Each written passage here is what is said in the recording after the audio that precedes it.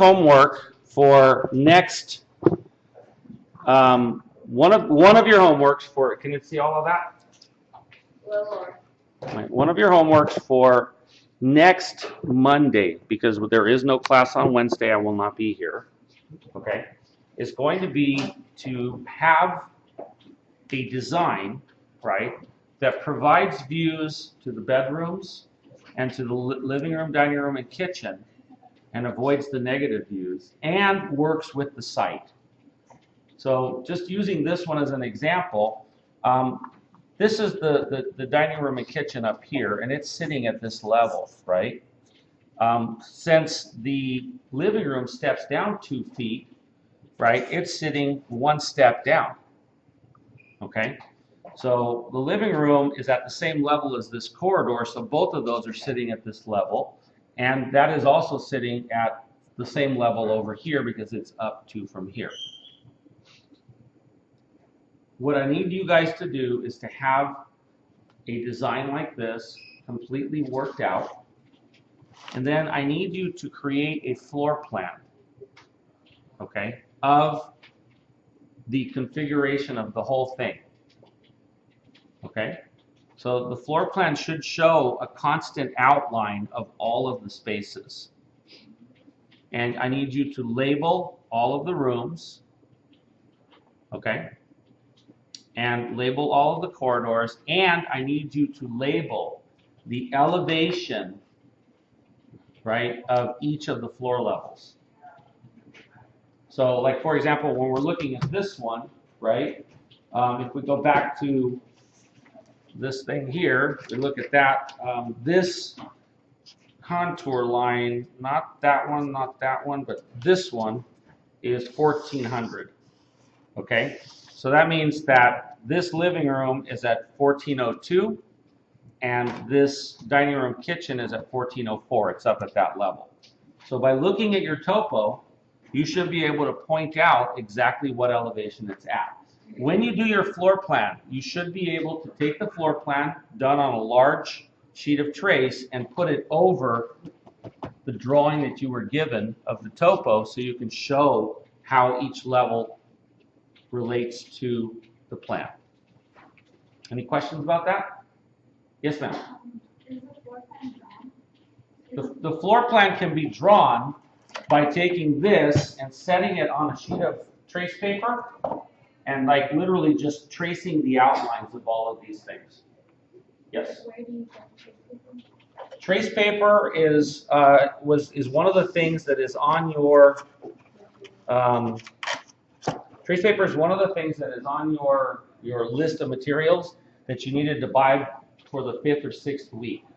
So what you need to get is a roll of probably 18 to 24 inch trace paper. It's in your syllabus. You can pick that up at like Carpe Diem, and I would get a thin roll. I wouldn't get a really thick roll. Okay? Can we do it on the computer too? The only problem with the computer is you will not be able to print it. Okay? So I need a big piece of paper, a physical piece of paper that can come in with your model on Monday. Okay? So you're welcome to work on it in the model, in the computer, but I will warn you, does gravity exist here? If I hold this up and I let go, does it fall? Yes. What happens if this is drawn on the computer and I pick it up off the table and I put it in the air and let go? What happens? It stays right there, right? There's no gravity. So like if I take this thing in the computer and I set it here like this, it stays like that, right? It doesn't flop over and end up on a side. So one of the big problems that you guys have with these virtual realities that you guys are experiencing in the computers is that there's no gravity. And so it tricks students into thinking that what they're working on will work. Okay? Which is why I'm asking you to work here. You can iterate in the computer, but in the end, you've got to bring it back to a physical model. And when you guys come back on Monday, you have to have your model. You don't have to have everything engaged. Everything can be just sitting face-to-face connections, except the These two have to be connected, the bathroom and the living room, or the bathroom and the bedroom, and these two have to be connected. And for this one, you can just leave one off for now. You'll just show one in one of these boxes.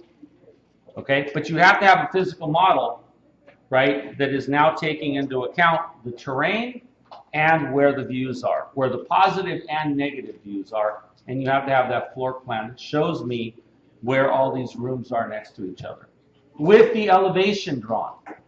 So it becomes crucial that you guys understand that. This is at 1402, this is at 1404, this is at 1402, this is 2 feet up, so this is at 1404, 1404, 1404. This is 2 feet down, so it's at 1402. This one is 2 feet down from that, so it's at 1400, and this one's 2 feet down from that, so it's lower. So you've got to know where all of those elevations are, okay? And you've got to write them inside the floor plan. Other questions? Yes, sir. You said how the water tower is a negative view. Do we have a view of the water tower we want to? I would say no. And the reason that I would say no is that this is a hypothetical site, and I have picked something that could feasibly be there that was very negative. But I realize that it may not be negative for everybody. So if you happen to be a person that likes water towers, what I want you to do in your mind is find something that you really hate and say it's not a water tower, it's a widget. It's whatever I really hate. Cemetery. Cemetery, excellent. Yeah, that's better. Actually, thank you, Ryan, because nobody wants to look at a cemetery. Well, I don't know. There are people that might want to look at a cemetery. There are some people that like that. So, so in place of water tower, in your mind, use cemetery. Okay? I got to tell Mitchell that you brought that up because he asked me if anybody's ever asked me that. Other questions? No? 7:30. Huh? 7:30. 7 minutes and 30 seconds. That's fine.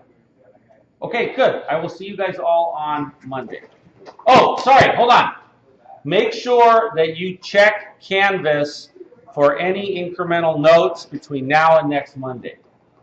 So for sure, by Friday, you will have checked Canvas, and if I've added anything to the requirements, you will take care of that for Monday. All right. Thank you very much.